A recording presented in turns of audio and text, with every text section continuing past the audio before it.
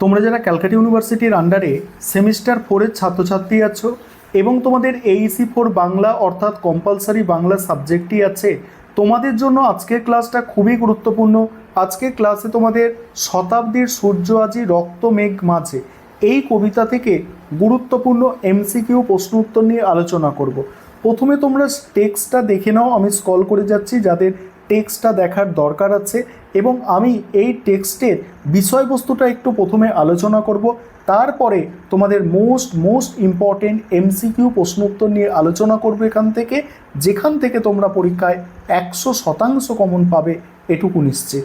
দেখো বিষয়বস্তু কি বলা হচ্ছে, রবীন্দ্রনাথ ঠাকুরের শতাব্দীর সূর্য আজি রক্ত মেঘ মাঝে কবিতাটিকে একটি ভয়াবহ ও ধ্বংসাত্মক সময়ের নিখুঁত চিত্র তুলে ধরা হয়েছে।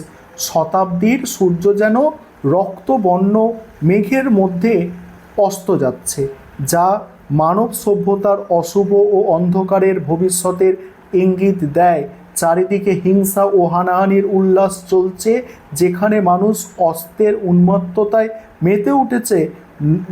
নীতিহীনতা এমন পর্যায়ে পৌঁছেছে যে দয়াহীন ও কপট সততা যেন বিষাক্ত সাপের মতো ফনা তুলে সমাজের রন্ধ্রে রন্ধ্রে তীব্র বিষ ছড়িয়ে দিচ্ছে। স্বার্থপরতা ও সীমাহীন লোভের বশবর্তী হয়ে মানুষ আত্মঘাতী সংঘাতে লিপ্ত হয়েছে, যা প্রলয়কালে ভয়াবহ মন্থন ক্ষোভকে স্মরণ করিয়ে দেয়।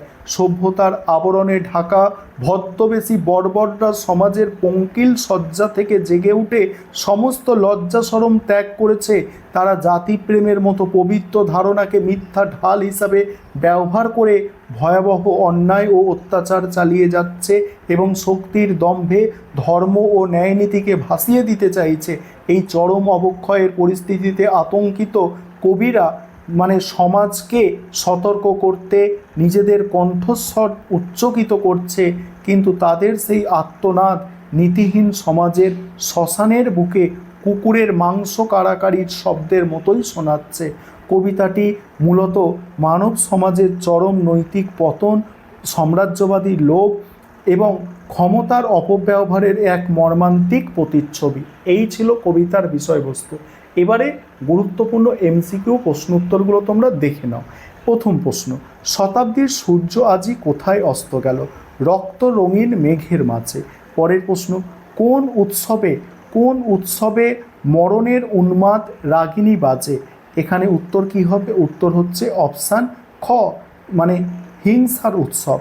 অস্তে অস্তে বেজে ওঠা মরণের রাগিনী কেমন? এখানে অপশান গ সঠিক অ্যান্সার। তারপরে কে কুটিল ফনা তুলেছে? সততা কুটিল ফনা তুলেছে, যেগুলো স্টার দেওয়া মোস্ট ইম্পর্টেন্ট। সততার কোন রূপের কথা কবি উল্লেখ করেছেন? অপশান গ সঠিক অ্যান্সার, অর্থাৎ নাগিনী রূপ আর দয়াহীন রূপ। তারপরে সততার দ্বন্দ্ব কেমন? সততার দ্বন্দ্ব, এখানে অপশান গ সঠিক অ্যান্সার। এই সমাজে সংঘাত বাধার কারণ স্বার্থপরতা। তারপরে সকলের মধ্যে লোভ জাগরিত হওয়ার ফল কি? সংগ্রাম ঘটে চলা। পরের প্রশ্ন উত্তর নিয়ে আলোচনায় আসছি, তার আগে একটা বিষয় তোমাদের বলার আছে। তোমাদের জন্য অনলাইন কোচিং ক্লাস চলছে। তোমরা যদি কেউ পেড ব্যাচে অ্যাডমিশান নিতে ইচ্ছুক থাকো বা আমাদের থেকে পিডিএফ নোটস কিনতে চাও, তাহলে তোমরা স্ক্রিনে দেওয়া নম্বরে যোগাযোগ করতে পারো। দেখো, তারপরে প্রলয় মন্থন ক্ষোভে কিসের ধ্বনি ওঠে? বর্বরতা জেগে ওঠে।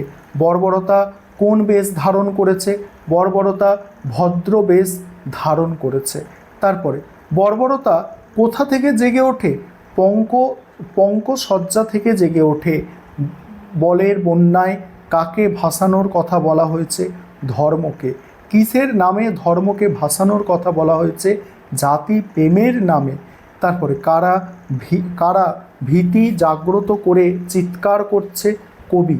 তারপরে হচ্ছে দেখো, কাদের গীতকে কবি কারাকারি গীত বলেছেন? কাদের গীতকে কবি কারাকারি গীত বলেছেন? শ্মশান কুকুরের। ত্যাগী শব্দের গদ্যরূপ কি? ত্যাগী শব্দের গদ্যরূপ হচ্ছে ত্যাগ করা। শতাব্দীর সূর্য আজি কবিতাটির শেষ পঙ্ক্তি কি? কবিতাটির শেষ পঙ্ক্তি হচ্ছে শ্মশান কুকুরদের কারাকারির গীত।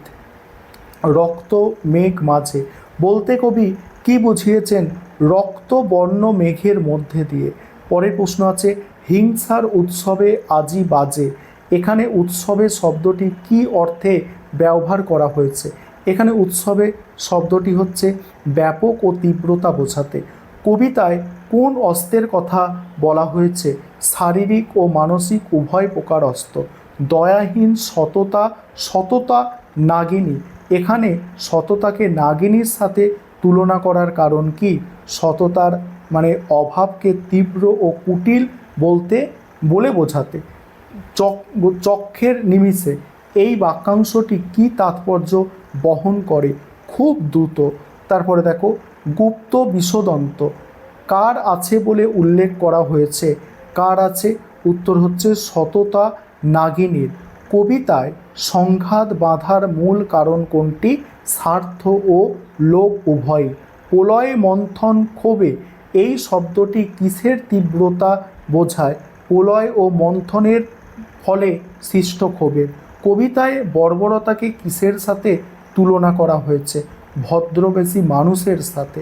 লজ্জা শরম ত্যাগী, কারা লজ্জা শরম ত্যাগ করে, কারা লজ্জা শরম ত্যাগ করে, উত্তর হচ্ছে ভদ্রবেশী বর্বররা।